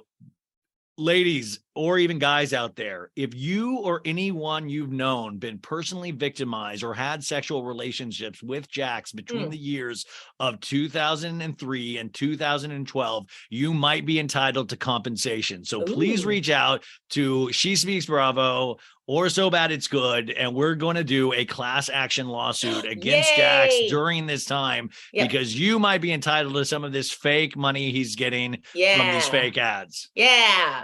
But girls got to have stories right and left. Oh, 100%. Remember Laura Lee? Yeah, of course. Legend. Legend. All right. Finally, the Sandoval Kristen package. So Andy's like, all right, just Tom, we know you cheated on Kristen with a bottle service girl in Vegas. I'm like, oh yeah, I forgot about that. Yeah. Sandoval, yes, I went on a rampage. Andy goes, this is before you knew that Kristen cheated on you with Jax. You were in a monogamous relationship, but you two were flagrantly cheating on each other the whole time. Yeah, amazing. Sandoval says no. And Kristen says yes at the exact same time. Yeah. This is my favorite, is that Sandoval has a very hard time owning up to what was actually like his truth in it. The relationship was almost over for all intents and purposes. Like he was, And Andy to Sandoval, why did you cheat on her so many times? Because I literally couldn't even give Kristen a hug or kiss her. Now, this is true. I remember Kristen was doing the extra, like, don't touch me. Oh my God. Yeah. Don't even, like, just don't. Actress. Yes. And Andy then goes, is that why you cheated with Ariana? And Sandoval's like, when I kissed Ariana, that was after Kristen had a 3-month affair with another SUR employee. Andy goes, is that right? And Kristen just shrugs. I knew that she wouldn't, Sandoval, I knew that she wouldn't tell me. So my whole thing was she didn't deserve to know the truth because she had never been honest with me. Wait, so this happened in addition to the Jax stuff, right? Like, yes. So like, I mean, this is what's wild. Like, this is it's not even just this 2 times, like supposedly 2 times with Jax trip up. She was having affairs all over the place. And 3-month affair. And it seems like everybody knew about it. Like Sandoval knew about it. Like, it sounds like she wasn't really that good at keeping these affairs. So like I do find it interesting that Sandoval was just like, I just let it happen, I guess. I was checked out too. And I also love that he keeps it in the service industry. Like he only sleeps with people at like bottle service girls. Yeah. I think that says a lot to keep it in that bar industry, Kristen, this started just Kristen thinking she's right, but being so wrong. She's like, it was like an emotional affair. Yeah. And Sandoval's like long-term affairs with an S. There's multiple happening. We weren't happy. I had a glorified roommate. We were miserable. Sandoval, we were amazing. They both do this, by the way, but it was us against the world. And it was like, when you're in your 20s, like, no, but it's not you against the world. Like, that's the shit, like, Machine Gun Kelly and Megan Fox say to each other, it's us against the world, babe. You don't even know. Like, it's like, no, it's not us, it's against the world. Like, you guys are just desperate and you're like, you're growing up, So toxic, the most toxic thinking, codependent on every level. But then Katie and Stassi jump in. They're like, Kristen was crying every day. Sandoval, bullshit. And then Kristen, I was happy because I brushed it under the rug. I was your personal fucking assistant. I wasn't your girlfriend. And that is just, you like, what are you even talking about? Yeah. And so then Sandoval, Kristen, I took care of you too. I drove you to your auditions. Which is a very LA thing to say, because that is like when back in the day, like, that's like a big thing. Driving you to Santa Monica for a commercial audition. That's huge. At 5 p.m. Yes. And then, but as soon as, so she said, this is my favorite thing about Kristen. Every time she makes a point and Sandoval counters it, then she's like, why are we talking about this? So she's like, I was your personal fucking assistant. He says, I drove you to your auditions. And she goes, why are we nitpicking? You're the one who brought it up. And he asks Stassi, he's like, I can tell you're thinking something over here. And Stassi makes a valid point. She goes, I think it's crazy that they get mad at each other for literally doing the exact same thing that the other one does. And Sandoval, it is not the same thing. I'm not having emotional affairs. Okay. I kind of think Ariana was an emotional affair, though, that was just sort of clouded in a friendship. To be fair, they are soulmates. Ariana and Tom are 100% I will say soulmates. this, and I was talking about this with somebody yesterday because somebody said, oh, it's obvious they have an open relationship. And I'm like, no, they honestly don't. Like, I mean, like, God, I got in a fight with someone in a DM over that. They don't. I said, I hate to break it to you, but like, and listen, like, I will say this is where I cannot be a reliable narrator myself, because like I am friendly with them. So it's like I've seen them in personal situations and I've seen them by themselves, like away from each other in personal situations. And it's just, as much as I would love to be somebody that's let that slip, like it's not even something that was like, don't ever tell anybody about, like, it's just not true. It's more normal. I think they give each other a lot of space. Like, the thing is, there's a line in here where Kristen, like they say, he's like, you made fun of me all the time, Kristen. You made fun of me all the time. And I think that's why Ariana and Tom do work, though, because Ariana doesn't make fun of him. Yeah. Like lets him be his weird self. Because Tom is a weird dude, but in like this really amazing way where he wants everybody to be happy. Like he truly does. And sometimes he gets, but like Ariana lets him do that and appreciates that about him. And like I say, I am biased. So but I will say, I've been around Tom and Ariana. Tom's not creepy with other women or dudes. No. I mean, Tom is not, I've never, so that part just, I think they actually are good together. And that doesn't mean that 10 years from now or next year, who knows what happens in relationships? Like, who knows? This could end at some point. Like every relationship does have that risk, or you get to a point. There's just like waves and stuff like that happen. And especially when you're on a show like this and shit's getting thrown at you all the time. Like Ariana's had to deal with like plenty of people telling her to have a baby when she doesn't want to. And that makes her, like, are you kidding me? That shit leaves scars, like. And I say it a million times on this show, even if they had an open relationship, that's just as valid a relationship as a monogamous one.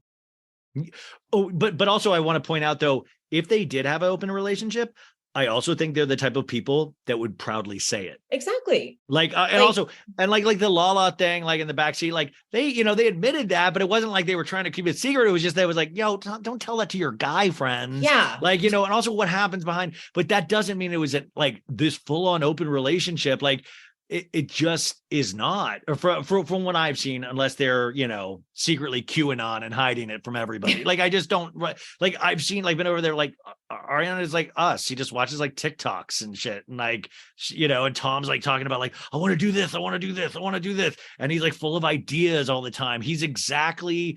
They're kind of exactly who they are on screen, except that in the unedited version, you kind of see where like Tom just is ADD. So he jumps from one thing to one thing. And sometimes he goes, that's why I get frustrated in scenes.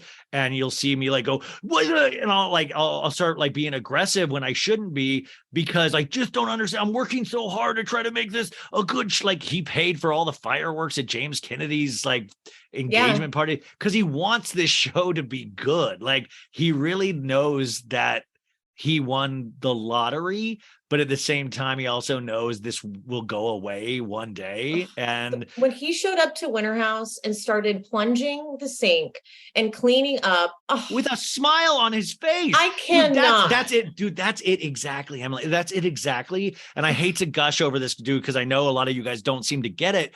No, like that's the party and then when he was leaving, like his confessional, he's like, everyone had a great time, and that means everything to me. Like he meant it so sincerely. Okay, so like we went to Coachella together last year, you know, or like I not like on purpose, but then we ended up like just hanging out the whole weekend with like Ariana and Scheana and Raquel, and that's why I knew that Raquel wasn't with Schwartz because they had a rumor that weekend that I was like Schwartz wasn't even there. Like, okay, but the thing that was cool about Sandoval in action is that he's thinking 10 steps ahead. He got us all like blinky rings so we could find each other in a crowd. So when we were walking and he was like, everybody hold hands. Like he's the guy that we go to the bar and he goes, okay, who wants what? 10 drinks? Let's go get that. Like, and like, he's bringing everybody, he's only thinking about other people and wanting to see people have the best time.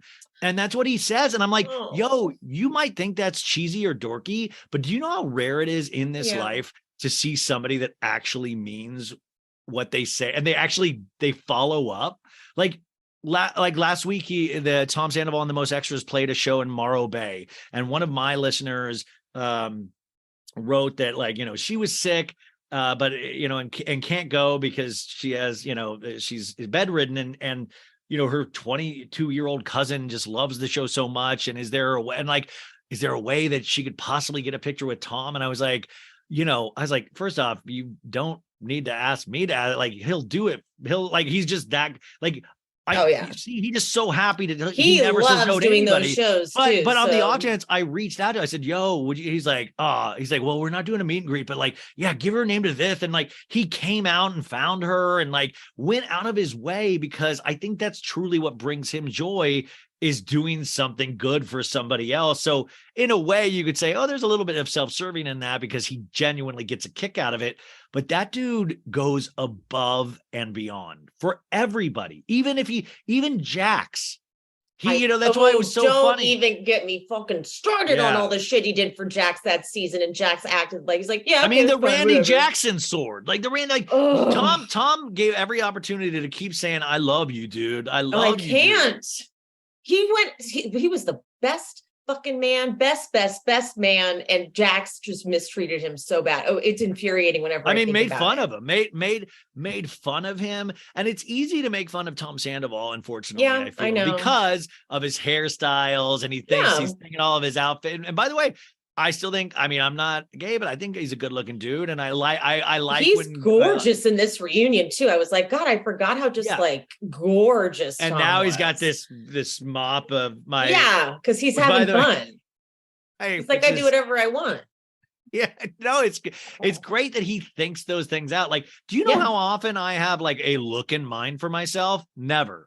It's basketball shorts, a backwards hat. I'm wearing a robe right now. Like, I don't have. Like, this dude is just going nonstop thinking about things that he can do and things that he can achieve, or things that he actually does them. You know, it's weird. Yep. That was I'm happy we got to talk about that, because when Sandoval walked in there and plunged that fucking sink, I was like, listen, guys. Dude, I was so happy when he was making all the drinks for everybody, and he was just smiling because everybody's like, yeah, because I'm not that guy at a party. Like, you need that guy at the party, and he wants to be that guy. And that's why I also think the Schwartz Sandoval relationship, and that's why I was bummed Schwartz wasn't in this reunion until the very end, was that relationship is very, you know, like it's gone through its ups and downs, like any relationship, but it's very special at the same time because they truly did make something out of their image together. Yeah. And, it does work in this really interesting way. But I do like that Schwartz, they still can have fun with each other.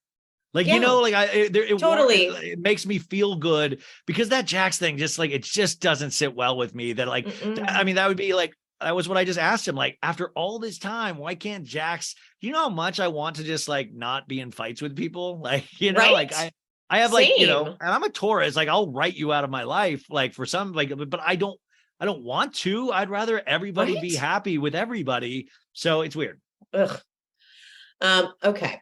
Andy asks Tom and Kristen what happened, what happened after the whole Jax Kristen thing. Sandoval is like, well, we fell back in the pattern of pretending nothing happened. And Lisa has to get in here somehow. She's got to be relevant, Yeah. But why do you do that? And Sandoval's still really hype, but trying to keep it low, because we live together. You talk about it. And I guess I kind of do get this, because unless you're going to break up, you're living day to day. Yeah. And you wake up, you see each other, and they hang out with the same group of friends. So it's you're going to detonate your entire life. So it's unless we're going to totally break up, it's easy. But what a weird thing to coexist with. Yeah. The knowledge that this occurred, and Kristen in full, now you just want it all to go away. Full emo. Okay. So Tom says the show starting and all the social media coming up made him realize that Schwartz and Ariana were the only people who really had his back. Yeah. And Ariana could have come out and said that they had kissed 3 years ago, and she didn't. And now Lisa, Lisa cannot believe, she can't get over. You looked me in the eye, Tom. You looked me in the eye and told me you hadn't. I was crossing my fingers, Lisa. I'm so sorry.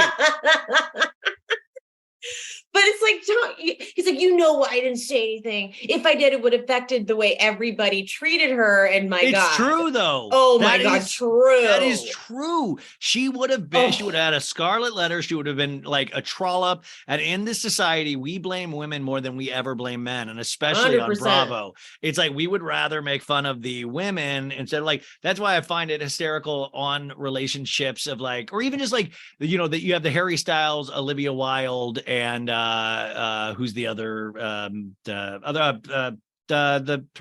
Florence Pugh? Florence Pugh, got it. Yeah, Florence Pugh. We pit the women against each other when it's it seems like Harry was waving his dick around on that set, and we're blaming the women. Yep.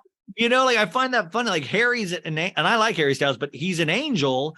And so, of course, Harry couldn't possibly have ended a marriage. Harry couldn't have. It's got to be that evil Olivia Wilde or that evil Florence Pugh. And that's why I think it's so interesting that I'm Harry gets away scot-free. It's kind of like a lot of the Kardashian relationships as well, is that you're just I don't understand sometimes where it's why are we pointing at the women instead of the dude that slept with both of these people?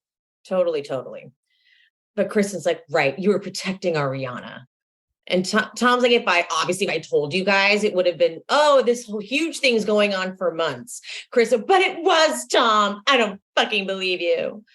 And then Tom, this line is so good. Honestly, you were my girlfriend, but you were also my enemy this entire summer. Yeah. All you did was sabotage me every chance you got. And it is true. Yeah. That's completely, there's no lie there. There's no, and that's what I'm saying. Imagine you guys, the psychological, put yourselves in your own lives when you've had weird things in relationships, the psychological torture to realize when your girlfriend or boyfriend is truly against you, or you're I don't think my girlfriend or boyfriend likes me, actually. They say they love me, but I don't think they like me. And they seem to actively love when bad things happen to me. Yeah. He would go to touch her and she'd be don't, Tom, it's weird. Yeah. And they do a flashback of that. And it's exactly. But also, here's Tom, good looking guy, probably could get not as good looking as Jax probably, but good looking, couldn't, he can get girls, and he's don't touch me. You're disgusting, Yes. Okay. Ariana has joined the cast looking stunning and inappropriate. Andy, I'm getting an eyeful from this angle. She's like, nice beaver, Andy Gravy. Jeez, Andy. So this is the whole Scheana still friends with Kristen dynamic. And she's like, it does kind of put me in an awkward position, you know. And Ariana is like, look, Scheana is the most loving, open, caring person, Kristen, then stop having an issue with us being friends. Yeah. And then Ariana's like, Scheana's like, she doesn't, like, she really doesn't. She doesn't. And Ariana clarifies, I was just curious as to how that was going to pan out. Kristen, it just does, Ariana. It's called being a fucking adult. Andy has to step in. He goes, wait, are you saying that you're a fucking adult? Kristen, damn right. Look at this license. This license says adult. Damn right. I pay my taxes. Ariana's like, I was not nervous about working at SUR. But then LVP, she's still so salty. She said, why did you deny what happened with Tom? And also she is like, Kristen, you lied and said you were cool with Ariana. And Kristen has no problem. She's like, yeah, I lied. Totally fucking lied. I did. And LVP doesn't believe Scheana didn't know. But I love that Ariana's like, no, I never told her so that she didn't have to lie for me. That's a real one right there. That's because you know what? A lot of people want to like tell a secret just to like get it out. She's like, well, I don't ever want to put her in that position. Okay. So then Andy to Tom, are you still maintaining that all you did in Vegas was kiss? And Ariana goes, I think it's really easy to stop at a kiss. And not for Jax. Jax. Jax like, wait, what are you talking? Wait, what? I thought you can just kiss? Like, I didn't even know just kissing was involved. I thought it was like what everything. Is that? Yeah. And also we know from the next episode that no, it was never kissing with Kristen, just penetration. Just penetration. So bad. All right, here's Tom's explanation. When he says it like, duh. He's like, look, I was there. Ariana was there, practically living out of her car. I was leaving. The sun was coming up. It was like after a whole night of drinking, we just kissed, whatever. That was it. It was like, he said it like there was going to be some, almost like he was about to say, like, we fell and happened to bump lips or something. Yeah. Like it was like an explanation was coming, like it was going to make total sense, like it wasn't bad. But also it sounds like the most kind of romantic, like the sun was rising, we decided to jump in the pool, and I'm like, oh wow, that sounds like the end of a movie or something. You know, she was practically living out of her car. I was leaving, the sun was coming up, it was a night of drinking, and then we can't, like, it sounds great actually, but the way he said it's not. And then Angie goes, all right, but then why tell Aunt Blabby over here, pointing to Jax? But then he asks, are you guys dating now? And they're like, well, we've been hanging out. We've been hanging out. And then Andy's like, congratulations. And thanks, it's been great. And Jax is like, yeah, no, they've never been happier. Kristen is crying. Of course, this is the start of the tears. Kristen's like, I was in denial for weeks, and I was in denial. But then LVP's like, hold on. You're already with a 21-year-old busser who's friends with my son. So let's not play victim here. And this is what I'm talking about, where Kristen totally feels like the victim and feels right. She's like, I can't believe Tom would do this. And it's like, but you were fucking James, right? She's like, I was. Damn right I was. Real quick. Sorry, not sorry. Damn right I'm having fun with the 21-year-old. I love you. Like, smell my fingers. Check this out. And also they do a cut to James, or they do a flashback to James of like, and he's like, he looks like Beavis. Like he's like so tiny. Like, shut up, Beavis. Like he looks so like James is a very attractive man now, but like imagine James with like 30 less pounds on him. Yes. He looks gawk. Like he just looks odd. So I was like, this is wild. And also, but like, this is like where this is like a Lifetime movie. Like Dodie picked this kid, and there was like, it's like almost like school teacher vibes where you shouldn't have done that. Like this guy doesn't, he looks like he's 16 here, and she's like, damn right, I'm getting that young butt. Like, and like, no, it looks like she definitely. I just don't even know how that happened. Like, it's like she shouldn't have done that. But think about that too, the psychology of like, he's a busser. Like, Yeah. in the no offense to bussers, I've had good bussers back in the day when I worked at bars, but like, there's a hierarchy at bars, and bussers are lower on that totem pole. Like, Kristen didn't even land a bartender; she went for a busser. Like, but like, when Tom gives the explanation, it makes sense, and she can't deny it. She cannot. That's. He goes, so he gives the history about like how they were going to be roommates. They were in a band together. They were starting a band. And so he says, Kristen starts screwing the one guy that would completely turn my life upside down. And you're like, well, damn. So, okay, he left her the apartment and quote, what does she do? She starts banging this guy that I'm getting ready to move in with on my bed with my condoms. I walked in right after they got done banging and gave him my pants and my underwear because that's the kind of friend I am. I didn't understand. Jax puts his head in his hands like, what the fuck? Yeah, Jax is like, there's more than just me. Yeah, but I don't understand. Yeah, wait, I have the same question. Ask, because I feel like I have the same question. Why did DJ James Kennedy not have his own pants and underwear there? Did he show up without? Did he show items? up naked? Was it like a funny like that? I was like, why did you give him your pants and underwear? How did he arrive there without those items? It didn't make sense to me. So I was like, there's must and unfortunately Andy didn't probe deeper, because I would have been like, wait, let's go back to this thing that you're doing on this bed.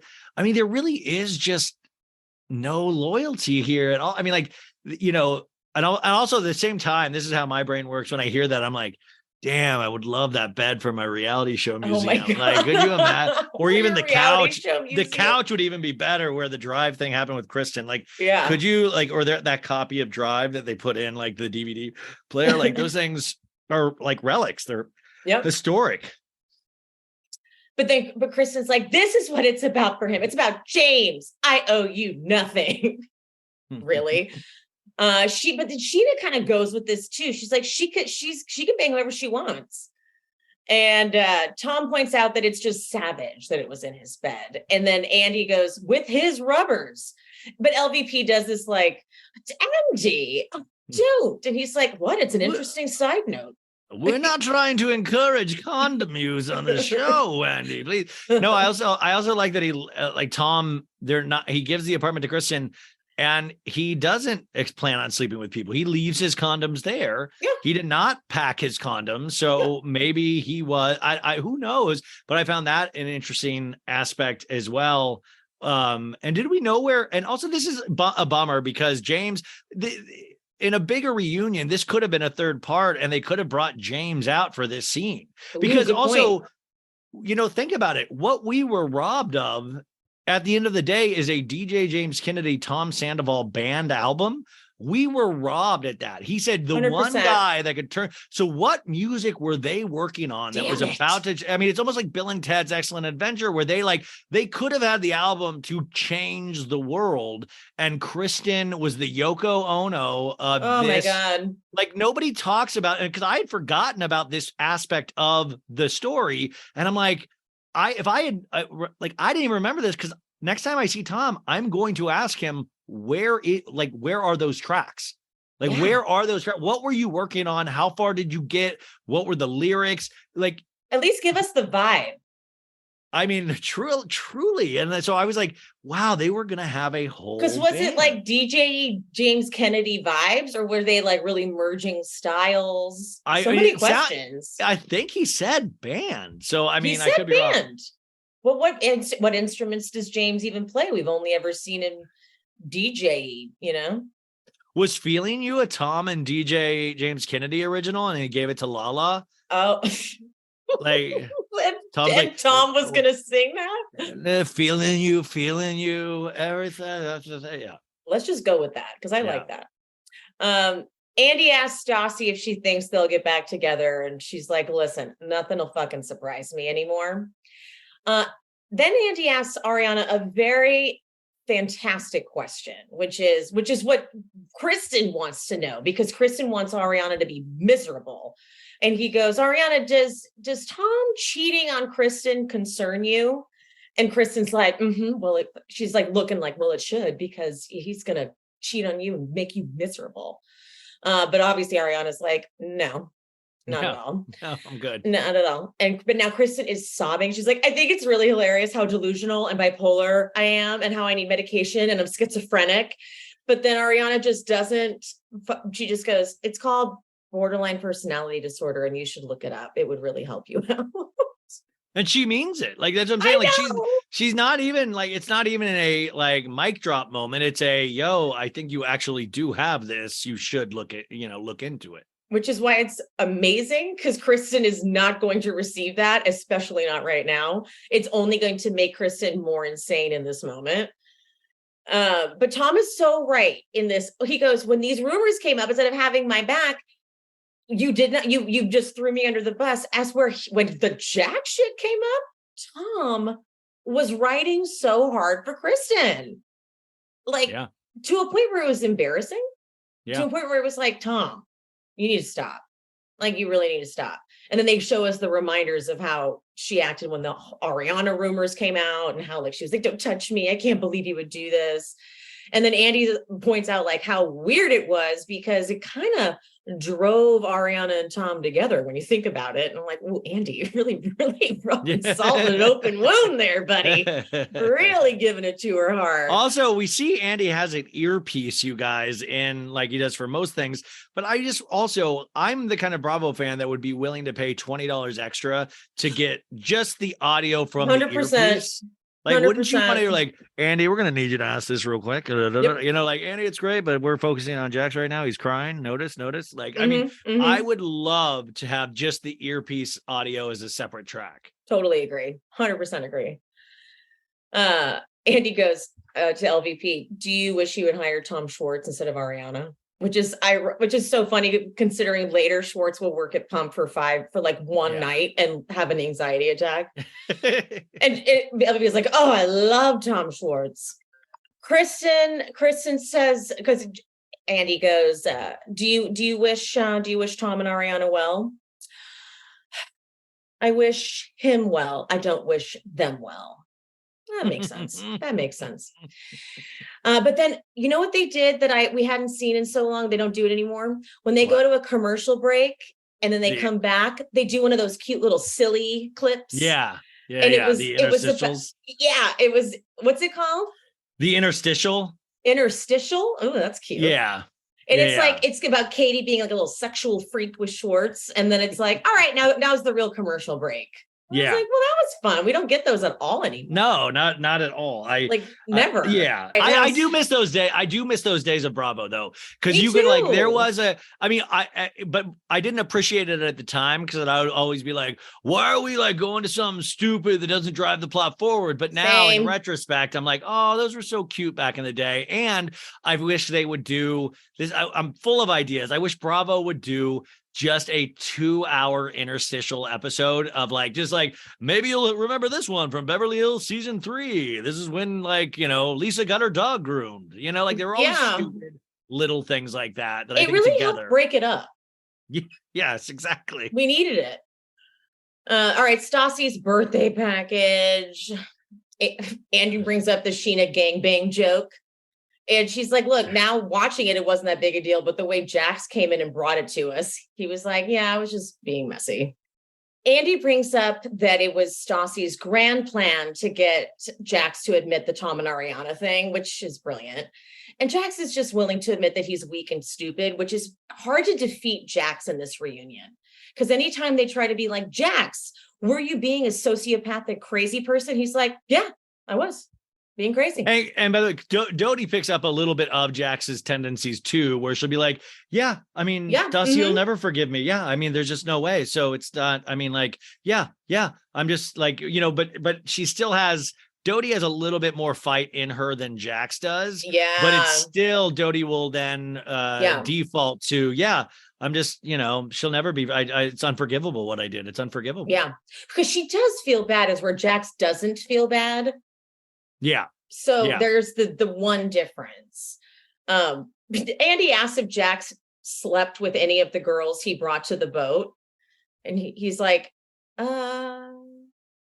define hooked up. And then Andy's like, how many married women have you been with? And he's like, maybe 2. Ariana's face is like, oh my God. Dude, it's way more than 2. Tell me about way it. More than 2 was a lie. 2 was a straight lies. All right, now we finally get to talk about Schwartz pouring a drink on Katie, which I forgot was this season. For some reason, I thought that was season 1. This is why I think Schwartz deserved to actually be in the stage. Like, I didn't understand why he wasn't allowed to be on that stage. Like pulling Ariana, like pull him in for this conversation. Yeah. Duh. Andy's like, so shady. He's like, it seems like that's how you communicate. I'm like, no, it doesn't. It's like it happened one time. Katie's like, whether or not I deserved it, it's complete disrespect. But True. she does talk about how it's really sobering to watch yourself be highly intoxicated. I'm sure it is. Yeah. I can only imagine. Andy asks Jax what he makes of the dynamic between Schwartz and Katie. I forgot how much he hated Schwartz and Katie for years. Yeah. And he's like, it is what it is. I don't see much of him anymore because you and I don't get along. And Katie's like, I don't have a problem with you, Kristen, out of nowhere. And yet you have a problem with me. And then Stassi, you should have a problem with him talking about Jax. This is when they all chime in about how Stassi controls Katie. This has been going on from season 2, baby, from season 2. And it kind of through lines till now. Yeah. And Andy's like, why do you have a problem with Kristen to Katie? I feel like Katie's making it up. She's like, she lied to my face. Is that right? And Kristen's like, it's just because Stassi wants you to be mad and claims that Katie befriended Ariana. And Katie looks like clearly she did, but Katie's like, I really just talk to her like every other day. What? And Katie's like, Katie goes, Kristen, I had reached my limit. I have a threshold, which I swear that exact quote could be put in like the last season. I think they've said this to Kristen for every single season. Yeah. And then Kristen goes, I reach my limit with you all the time. Once a month when you get drunk and go psycho. Also something that she has said every season as well. And then Stassi with a decent line, she goes, why is it weird for her not to want to be friends with you when she sees what you're capable of? Who would want to be friends with that? Valid. Yeah. No, I mean, these are all valid. I mean, the onus here is on Kristen. Kristen genuinely did something wrong. I don't see why she should be surprised. But also to her credit, to her point, though, about Stassi and Katie is that, you know, one of Katie's best seasons was when Stassi was not on the show. You know, Agreed. Is that Stassi has great season. And in retrospect, that she'll always consider her, you know, her and Stassi BFFs. I know they still hang out. I'm sure she was integral in getting over her relationship with Schwartz. But at the same time, I really saw Katie flourish, or at least in the TV character of Katie flourish, the season that Stassi wasn't there. And I always will think it was a huge mistake when Stassi went up to the Palm Springs house and surprised her and like got in there with her again. And Katie backed down and did become friends with her again. And I always thought, because Stassi is just that kind of powerhouse character where she's not going to not be the leader of her friend group. So it was a real moment for Katie to like step up and kind of become her own person, which I think now in retrospect, not with the Stassi relationship, but coming out of the Schwartz relationship, she actually is finding out who that person is. So it's just, you know, because those were the two constants in her life, you would say, was Schwartz and Stassi. Yeah, totally. And when Stassi did come back and Katie became besties with Stassi, she had a horrible next season. Yeah. She was total demon, like one of her worst seasons yet. She had to do a lot of apologizing at that reunion. Yeah. All right. Andy, God, I forgot that Kristen ends up in bed with Tom at the end of that Cabo trip. Like they can't find her. And they go down and they're like, I mean, she's literally in the bed. Tom is right there. And they're like, really, Kristen? Wow. You have no respect for yourself. Tom's like, hi, I'm right here. I'm in the bed. And he's like, what made you do that? And she's like, Kristen, he's a good lay. and they cut over to Tom's face, and he's like, "Oh my God, I'm gonna throw up." And she goes, "It was just us against the world." That's what I'm saying. That kind of drama is amazing. Yes. And that was when Katie and Stassi were like, we just couldn't handle it anymore.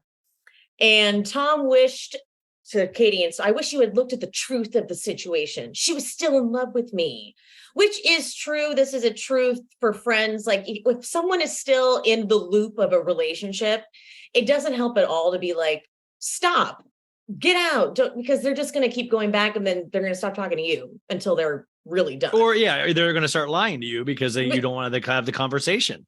Exactly. So it doesn't do you any good. Just, and then Scheana comes in. Let's be honest, this is a relationship that should have ended years ago. But Tom is still so optimistic. I would have talked highly of it and say it was glass half full. Scheana, then why were you guys cheating on each other? And then Tom continues, Kristen, on the other hand, would have looked at it the other way. Tom just, like, it kind of goes to what you just said. Tom really does just want everyone to be happy. He's like, hey, man, we're still having a good time, right? Like, I mean, at the same time, if Jax really did say sorry and mean it at this reunion, you would have had a hug scene. You would have had a hug scene. Absolutely. Yeah. 100%. Andy asks Ariana, which is crazy that they're even comparing this. Andy's like, Ariana, is what you did worse, or is what Kristen did worse than what you did? Obviously. Like, she's like, yeah. But then she goes, but Kristen is clearly heartbroken and broken up over it. Kristen, no shit, Ariana. He's the love of my fucking life. He's not the love of your life. There's just no way the love of your life you do those things to. Like, there's just no way. Like, there are other affairs besides the Jax thing that Tom has brought up already. Like, we're not even, Jax is just one of them. You hooked up with a guy with a girlfriend of fucking 6 years. Congratulations. And then Kristen says something about knowing him for 5 minutes. And Ariana's like, no, we've been friends for 3 years. Kristen goes, you've been a lot of things for 3 years. Whoa. Ooh, yeah, good one. And Kristen said, why did you even want to be on this season? But Scheana makes a great point. She's like, I needed a friend. She did. She 100% deserved a friend. You have wanted to be with Tom this whole time. But then LVP says, she's like, okay, Kristen, zip it. And Kristen turns on LVP. That is so rude. Don't tell me to zip it. I actually love when Kristen turns on LVP because it's just so scary. Like, I'm like, ooh, don't do that. Like, it really and it's future shadings of like when she told what's like, fuck off, at the restaurant. It's like she does snap. She loses it. She loses all sense of reality. Oh, suck a dick. Yeah. Suck a dick. So normalized that she talks like that. But then Tom starts holding Ariana's hand. Which, by the way, I want to point out, I didn't think this was to make Kristen upset. I thought he was genuinely like, yo, I need to hold your hand right now, and I hope you're okay. Like, I mean, it did not strike me as a, look what I'm doing, look who I'm touching, Kristen, really? That's cute. You're only here because you're fucking my ex-boyfriend. And then Scheana's like, no, she's here because she's my best friend. This is what I'm talking about with Scheana. It's like, no, I'm involved as well. I am involved as well. It's because of me as well. Okay, see, your version of Scheana, I'm like, I like Scheana. Yeah, like she needs to bring herself into it. And then she's like, because Kristen's like, no, she's just, and Scheana gets sassy and she goes, you're gonna have to knock it off, or else we're gonna have problems, you and me. Yeah. Okay. And that's good. So Andy goes back to his initial question to Ariana about like what makes it worse what Kristen did. And she's like, well, what makes it worse that it happened twice, and also sex. And then Kristen, because you're so fucking involved, Ariana. And Andy says like, okay, well, I asked Ariana the question. I don't fucking care, Ariana. Kristen, I don't fucking care. And they're all like, Kristen, shut up and let Ariana talk. Just shut up. Like, ugh. And then Stassi is like, after what you did, who fucking cares? And then Kristen's like, stop trying to make this okay. It's like, everyone's like, it is okay. And then Tom, this is amazing.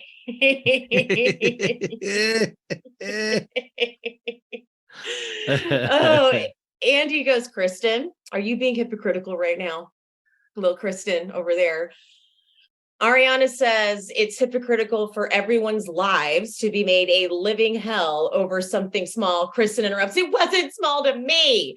Ariana stays very calm. I understand that. Kristen, I was talking. Everyone's like, no, she was talking. Kristen again, I don't care. Okay. Andy once again goes, I asked her a question, and he's smiling because he loves this. Like, he's like, this is crazy. This is good TV. He's like, let her have the floor. Like, full smile from ear to ear. So Ariana smartly calls it a diversion tactic. And Kristen's like, yeah, Andy, I'm a mastermind. That's what it is. And by the way, Kristen probably put that on her LinkedIn at some point. Mastermind by Andy Bravo. Andy Cohen called me a mastermind. And so Tom is like, yeah, huffing and puffing and throwing your stuff around in the restaurant. Then he turns to Ariana and he goes, by the way that you handled that is like one of the coolest and hottest things I've ever seen a girl do. By the way, that is a section of porn, is just girls handling things in a really cool way. That's a real big turn on for, like, it's just people handling things in a very cool way is a form of porn. Kristen, fuck you, Tom. I'm about to walk away. And Tom's like, what do you want me to say? Kristen walks off. LVP just begs Andy. She goes, oh, let her go. Let her go, Andy. Let her go. Let her go. And then Tom is like, constant anxiety. When is she going to have a breakdown? And then the last shot is just them zooming in on her empty bar stool. And that's the end of part 1, right? And that's the end of part 1. Well, so thank you, Ryan, for being here.